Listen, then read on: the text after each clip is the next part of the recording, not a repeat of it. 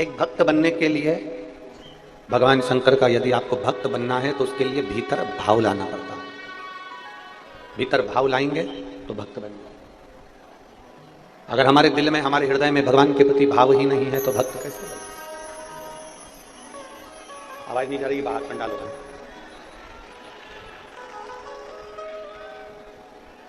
श्रेष्ठ भक्त बनना है तो भीतर भाव को लाना पड़ेगा। अगर भाव नहीं होगा तो भक्त बनना भी बेकार। केवल कहने के भक्त नहीं बनना है हमको, केवल किसी ने कह दिया और हम भक्त बन गए ना। भाव तो उत्पन्न करो। कर रहे हैं। भीतर जब तक भाव उत्पन्न नहीं करोगे तब तक भक्त बनने का कोई मतलब नहीं। अंदर दूसरे के प्रति सेवा का भाव उत्पन्न करिए। अंदर दूसरों की सेवा का समर्पण उत्पन्न करिए। शिव महापुराण की कथा कहती है,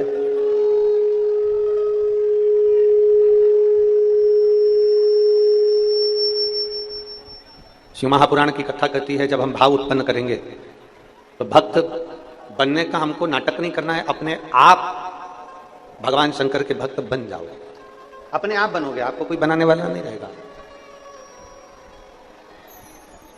माइक चालू करवाओ इधर के साइड पे।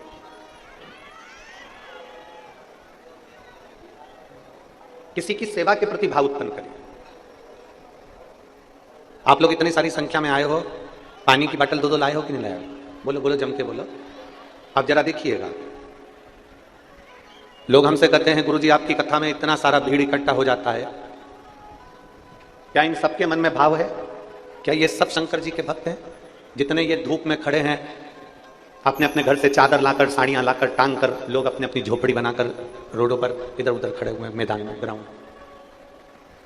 लोग हमसे कहते हैं क्या इतने सारे भक्त आते हैं कथा में, क्या ये सब शिव भक्त हैं? क्या इनके अंदर भाव है? हम उनको छाती ठोक कर कह सकते हैं, जो दूसरे को पानी पिलाने के लिए अपने घर से 2 बाटल बैग में टांग कर, वजन उठाकर कथा स्थल तक आ सकती है, तो उसका भाव कुछ कम नहीं हो सकता। उसका भाव कम नहीं हो सकता, उसके भाव में कोई कमी नहीं हो सकती, उसका भाव कभी गलत नहीं हो सकता। ये मेरी जितनी जीजियां बैठी हैं ना, जितनी माताएं बैठी है, जितने मेरे जीजा बैठे हैं,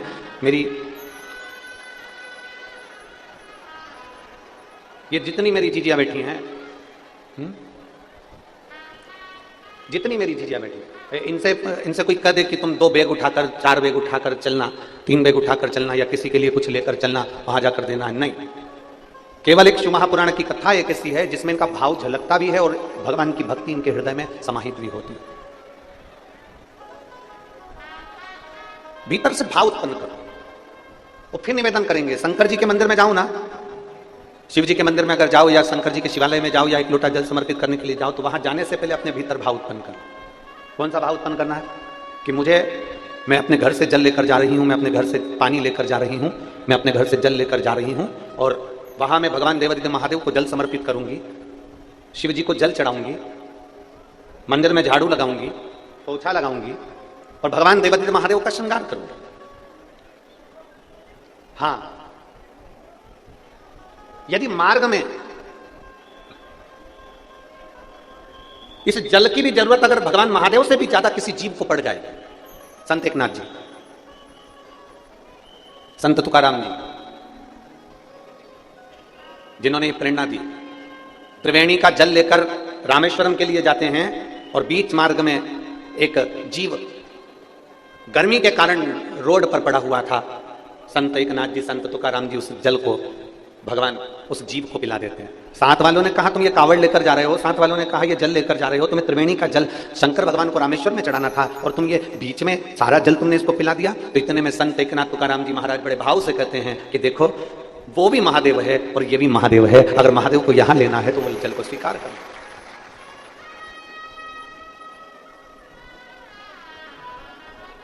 कल शाम का एक प्रसंग है। कल कोई कह रहा था गुरुजी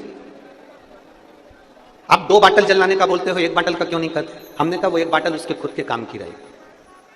और अगर वो 2 बाटल जल लेकर आ रहा है ना, तो उसके अंदर ये भाव है कि मैं दूसरे को पिलाने के लिए लेकर जा रही हूं। अगर हम दूसरे को समर्पण करने का भाव रखते हैं तो भोलेनाथ भी अपना सर्वस्व तुम्हें लुटाने का भाव अपने भीतर रखते हैं। और निर्मल मन सो मोहि। आपका भाव जितना सुंदर होगा, आपकी भक्ति जितनी सुंदर होगी, उस निर्मल भाव से परमात्मा को ढूंढने में देरी नहीं लगेगी। निंदा से दूर हो जाओ, चुगली से दूर हो जाओ, बेकार कर्म से दूर हो जाओ। एक बड़ा सुंदर संवाद आता है। एक राजा ने ब्राह्मणों का भोज रखा, संतों को भी बुलाया, गुरुओं को भी बुलाया और ब्राह्मणों को भी बुलाया। बड़ा भंडारा है। राजा ने कहा इतने सारे लोगों का भोजन बनेगा, भंडारा बनाने के लिए खुले में बना लिया जाए। ग्राउंड देखा, एक खेत देखा, जमीन देखी, उस पर भंडारा बनना चालू है। कितना दूर रहना निंदा से, कितना दूरी बनाकर रखना इस निंदा से। जिस पर हम बैठे हैं, जिस पर हम बैठे हैं, इसको क्या कहते हैं? जम के बोलो जरा। इसको कोई प्रधानमंत्री की कुर्सी तो नहीं कहता, इसको कोई राष्ट्रपति की कुर्सी तो नहीं कहता, इसको कोई मुख्यमंत्री की कुर्सी तो नहीं कहता, इसको कोई आमदार या खासदार की कुर्सी तो नहीं कहता। इसको क्या कहते हैं? व्यास पीठ। काय के लिए मिली है ये? अगर कोई व्यास वक्ता इस पीठ पर बैठे तो वो क्या करने के लिए बैठा? इस पीठ पर बैठा है वो भगवान की चर्चा करने के लिए, जनमानस को प्रेरणा देने के लिए और जनमानस को मंदिर शिवालय देवालय से जोड़ने के लिए बैठा। इस व्यासपीठ की गरिमा यह है कि इस व्यासपीठ से एक भी शब्द निंदा का ना निकले, किसी के लिए अपशब्द ना निकले।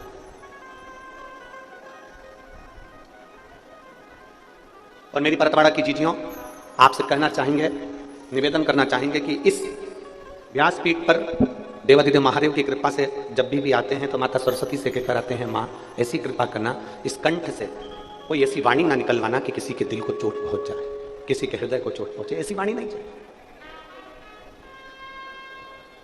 किसी की निंदा इस व्यासपीठ से ना निकले, किसी व्यक्ति विशेष के नाम से कोई शब्द, कोई निंदा इस व्यासपीठ से ना निकले, इस गादी से ना निकले। कारण निंदा का प्रतीक, निंदा का फल क्या है, निंदा का पाप क्या है, ये हमारे शास्त्र कहते हैं। एक राजा ने एक भंडारा करा, ब्राह्मण भोज करा, सबको बुलाया, संत महात्मा गुरुजन सब भोजन करने के लिए आए। सब भोजन बन रहा था खुले में। एक चील उड़ी, उसने सांप पकड़ा, सांप लेकर उड़ी, सांप ने विष उगला, वो विष खीर में जाकर गिर गया, खीर में विष गिर गया। ब्राह्मण भोजन कर रहे थे, संत भोजन कर रहे थे, गुरुजन भोजन कर रहे थे, और सारे ब्राह्मण, सारे संत, सारे गुरु उस खीर को खाने के बाद मर गए। जितने भोजन कर रहे सब मर गए। धर्मराज की यहां सभा लग गई। चित्रगुप्त महाराज बैठे। चित्रगुप्त महाराज ने धर्मराज से पूछा, बताइए इतने सारे ब्राह्मण और संत मरे हैं, इसका पाप किसके माथे पर देना? इसका पाप किसके पल्लू में बनना है? इतने ब्राह्मण, इतने संत मरे, इसका पाप किसके माथे पर दिया जाए? राजा के माथे पर, जिसने ब्राह्मण संत भोज रखा, उस सर्प के माथे पर जिसने अपना विष उगल दिया, उस चील के माथे पर जो सर्प लेकर जा रही थी, जो भोजन बना रहा है उसके माथे पर। इतने सारे ब्राह्मण संतों के मरने का पाप किसके माथे पर दिया जाए? बोलो धर्मराज, बताइए। मैं किताब लेकर बैठा, मुझे इसमें निर्णय देना है, आप बताओ किसके माथे पर दिया जाए? धर्मराज ने कहा 4 दिन रुक जाओ, उसके बाद में निर्णय देंगे कि इसका पाप किसके माथे पर दिया जाए। 4 दिन निकले। राजा के नगर में 4-5 संत ब्राह्मण और आ गए। उन्होंने एक स्त्री से पूछा, माता जी राजा का भवन कहाँ है? स्त्री ने पूछा, क्यों? हमें भूख लगी है तो राजा के भवन में हम भोजन करेंगे। स्त्री ने कहा, बाबा सामने राजा का भवन है, परंतु हमारे यहाँ का राजा ऐसा है कि भोजन में जहर मिलवाकर ब्राह्मण संतों को मार डालता है। ऐसा खोलना राजा है हमारे यहाँ का, ऐसा बेकार राजा है हमारे यहाँ का। संत ब्राह्मण वापिस लौट गए। धर्मराज ने चित्रगुप्त को बुलाया और बुलाकर कहा, जो ब्राह्मण और संत मरे थे उनके मरने का पाप इस स्त्री के माथे पर डाल दिया जाए। उनके मरने का पाप इस स्त्री के माथे पर डाल दिया जाए, क्योंकि इसने निंदा करी है। ये निंदा कर रही है। एक छोटी सी निंदा सामने वाले के पाप को हमारे माथे पर चढ़ा देती है। शिव मंदिर में जाना, शंकर के मंदिर में 1 लोटा जल समर्पित करने के लिए जाना, देवादिदेव महादेव के मंदिर में 1 लोटा जल समर्पित करने के लिए जाना, भगवान शंकर के मंदिर में 1 लोटा जल समर्पित करने के लिए जाना, शिव के दरवाजे पर अगर 1 लोटा जल समर्पित करने के लिए जाना, भगवान देवादिदेव महादेव के पास अगर जाना तो ये प्रयास कर कर जाना कि मैं शंकर के मंदिर में जब तक रहूं, मैं शंकर के मंदिर में जाऊं और आऊं, तब तक मेरे मुख से भोलेनाथ ऐसी कृपा करना कि किसी की निंदा ना निकल जाए, किसी की निंदा मेरे मुख से ना, किसी की निंदा ना निकले। बन सके तो हमसे भजन बने। आप अपने घर से लोटा भरकर जब जल लेकर निकलो ना, तो जल लेकर निकलो तो मुख से श्री शिवाय नमस्तु, श्री शिवाय नमस्तु, श्री शिवाय नमस्तु। जब आप निकले अपने घर से, भगवान का मंत्र जाप करते हुए चले, श्री शिवाय नमस्तुभ्यम बोलते हुए चले, पंचाक्षर मंत्र नमः शिवाय बोलते हुए चलिए, षडाक्षर मंत्र ओम नमः शिवाय बोलते हुए चलिए, भगवान का भजन गुनगुनाते हुए चलिए। ये मत सोचना कि कौन हमको देख रहा, कौन हमको नहीं देख रहा। आपकी चित्तवृत्ति को आप जितना शंकर से जोड़कर चलोगे, उतने आपकी जिंदगी की एक आनंदता उत्पन्न हो जाएगी, अपने जीवन का एक सुख उत्पन्न हो जाएगा। अपने भजन के बल को बढ़ाइए, अपने भाव को बढ़ाइए, अपने भाव।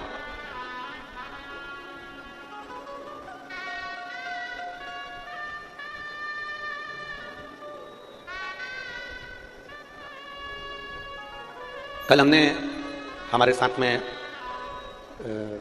माननीय प्रकाश जी के साले जी अभी हमको कृष्ण की भूमिका वो निभा रहे हैं, रथ के सारथी बनकर लाना ले जाने का कार्य कर रहे हैं। कल हमने उनसे पूछा, इतना तेज गर्मी पड़ रहा है और कई लोगों को खाना पीना भी होता है, पानी भी पीना होता है, 10 जगह का जल भी आता है, भोजन भी आता है, कोई पेट गड़बड़ हो रहा हो, कोई कुछ हो रहा हो, तो उसके लिए हॉस्पिटल ले जाने के लिए क्या प्रयोजन है?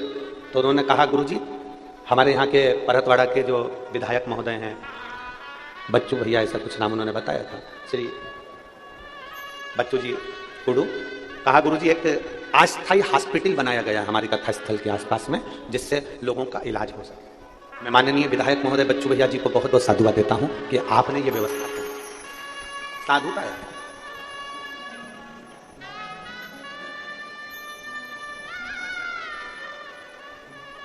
बताया कि कुछ बसें भी चलवाई जिससे निःशुल्क लोग जाना आना कर रहे हैं। हम उनको बहुत साधुता देते, बहुत साधुता। एक विधायक होने पर ऐसा निर्मल भाव अगर आपके अंदर शंकर जी के प्रति है तो ये शिव की ही कृपा है और आपके माता पिता की कृपा है। साधुता। अपने भाव को शुद्ध बनाइए, और जब तक अपना भाव शुद्ध नहीं होगा ना, भगवान नहीं मिलेगा। एक बड़ी सुंदर बात आती है, संत बनना सरल है पर सरल बनना कठिन है। मेरी जीजियों, संत कोई भी बन सकता है पर सरल नहीं बन पाता।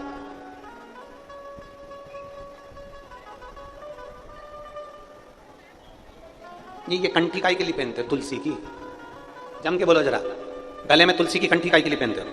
गले में रुद्राक्ष काई के लिए पहनते हो? गुरु जी से मंत्र काई के लिए लेते हो? गुरु दीक्षा काई के लिए लेते हो?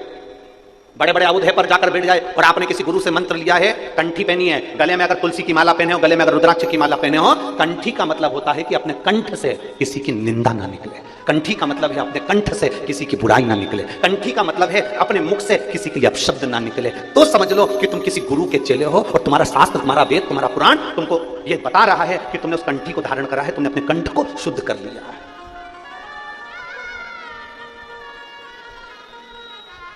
कंठी का मतलब केवल ये नहीं है कि हमने दिखावा कर दिया कि हमने अपने गुरु का मंत्र ले लिया। कंठी का मतलब ये नहीं है कि हमने दिखावा कर लिया और हम उस गुरु के चेले हो गए ना। कंठी लेने का मतलब है कि कंठ से किसी के लिए अपशब्द ना निकले, कंठ से कोई आड़ी टेढ़ी बात ना निकले। और मत बुरे कर्म कर बंदे वरना पछताएगा, भगवान की आंखों से तू बच नहीं पाएगा, तू बच नहीं पाएगा। अरे ओ अज्ञानी मत कर नादानी, तेरे कर्म का फल भी तू ही पाएगा। जैसा किया तूने तेरे आगे आएगा। मत बुरे कर्म कर बंदे वरना पछताएगा, भगवान की आंखों से तू बच नहीं पाएगा, तू बच नहीं पाएगा। ऐसा कर्म क्यों करना? कंठ में कंठी पहने हो और मुख से निंदा कर रहे हो, कंठ में कंठी पहने हो और अपने मुख से आप शब्द कर रहे हो, तो ये श्रेष्ठता नहीं बनती। मेरी जीजियों और मेरे जीजाओं, मेरी बेटियों, मेरे बेटाओं, जिंदगी में एक बात याद रखना, जो फसल बोओगे वही तुमको काटना पड़ेगा, वही काट। मंदिर काहे के लिए जाते हो? जम के बोलो जरा जल्दी से, मंदिर काहे के लिए जाते हो?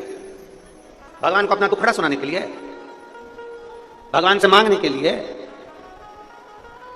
चलो अच्छा, इसको अपन बाद में सुनेंगे, पहले ये बताओ जमीन किस किस के यहां पर है? खेती, खेती किस किस के पास में? हाथ उठाओ जरा, जमीन किस किस के पास में? चलो ठीक है, साधु था, भगवान आपकी और 2-4-6 बीघा और आगे बढ़ा।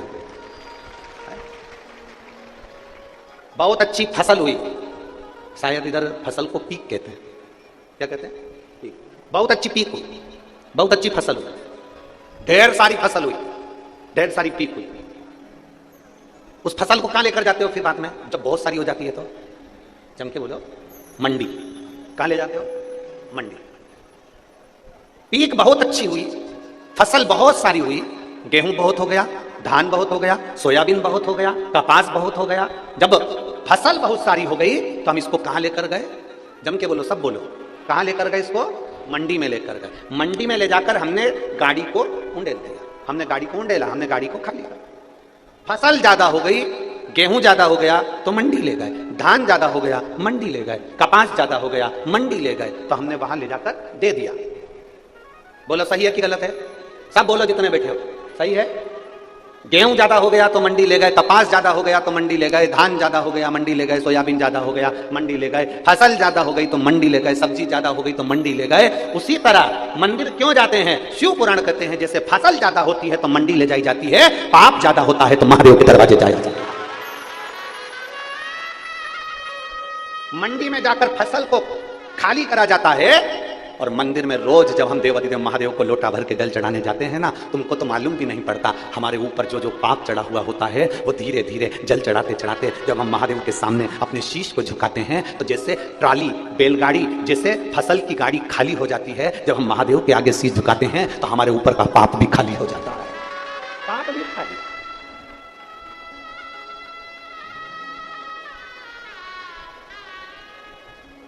फसल ज्यादा हो गई, हम उसको मंडी ले गए, कपास ज्यादा हो गया मंडी ले गए, सोयाबीन ज्यादा हो गया मंडी ले गए, गेहूं ज्यादा हो गया मंडी ले गए। निवेदन है, जब बहुत, और ऐसा कोई मनुष्य नहीं जो पाप ना करता, सबके मुख से रोज झूठ निकलता है, रोज सबके मुख से अपशब्द निकलता। हम कितना भी समझा दे तुमको तो भी तुम मुख से कुछ ना कुछ गाली निकल ही जाएगी, आड़ा टेढ़ा निकल ही जाएगा। हम कितना भी समझा, हम कितना भी बोल दे तुमको, तुम फिर भी कहीं ना कहीं हमारी वाणी से निकल ही जाता। कली काल है ना, कलयुग है ना, हम कितना भी समझा लें तो भी निकल जाएगा। तो क्या करना है हमको? फसल को मंडी लेकर जाओ, तो इस शरीर को कहां लेकर जाना है? मंदिर लेकर जाना है। फसल मंडी में जाती है, वहां खाली हो जाती है। ये शरीर जब देवाधिदेव महादेव के उस मंदिर में, उस देवालय में, उस शिवालय में जब जाता है, तो ये पाप भी हमारा खाली हो जाता है। पाप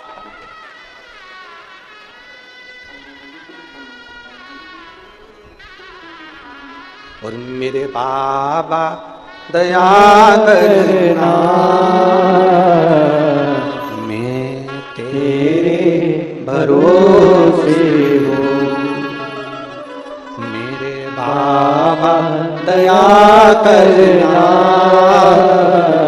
मैं तेरे भरोसे हूँ, ना घर के भरोसे हूँ, ना परिवार के भरोसे हो, ना घर के भरोसे हो, ना परिवार के भरोसे हो, मेरे बाबा दया करना, मैं तेरे भरोसे हो, भोले बाबा दया करना, मैं तेरे भरोसे हो। हम शिव के भरोसे, हम परमात्मा के भरोसे।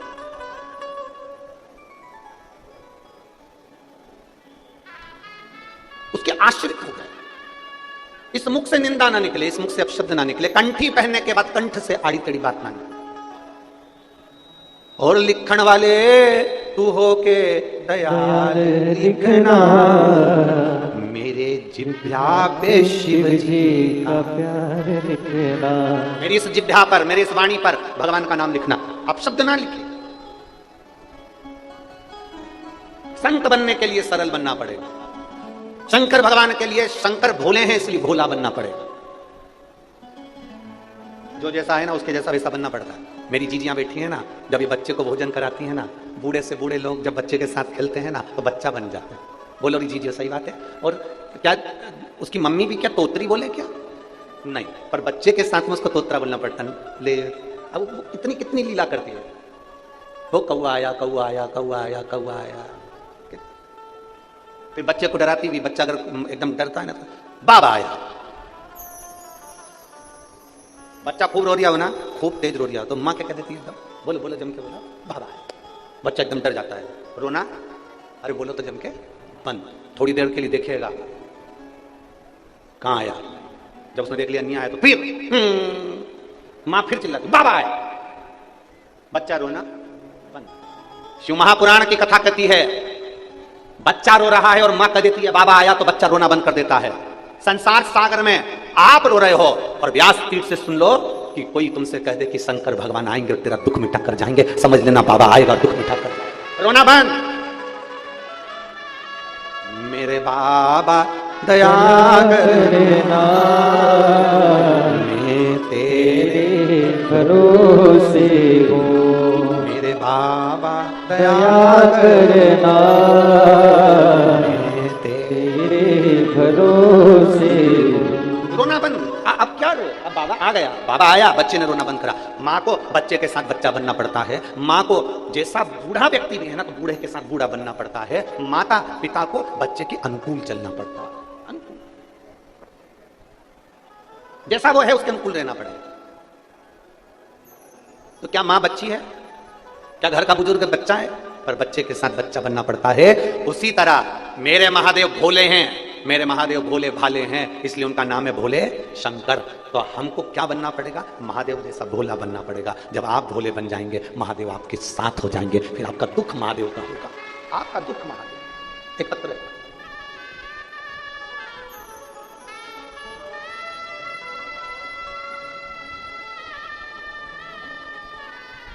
प्रतिभा सतीश मसूरकार, मैं हीवरखेड़ तहसील तेल्हारा जिला अकोला की हूँ।